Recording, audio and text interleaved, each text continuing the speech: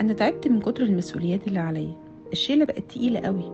بقيت عايشة دور الأم وأنا أصلا مش متجوزة. تعبت من مشاكل صحابي وإني ألاقي لها حل. الجمل دي بنقولها وبنسمعها من ناس حوالينا.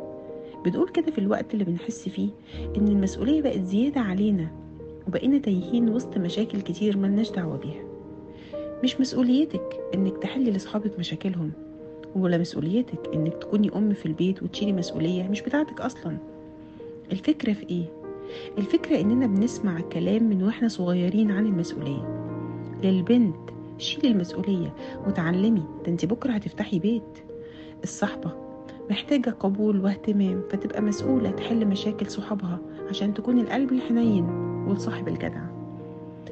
الحقيقة هنا إن ده عرض اتعرض، وهي اختارت إنها تعيش دور الأم لأنه وراه مكاسب كتيرة ليها، واختارت تعيش دور الصحبة المسؤولة لأنه كمان وراه مكاسب.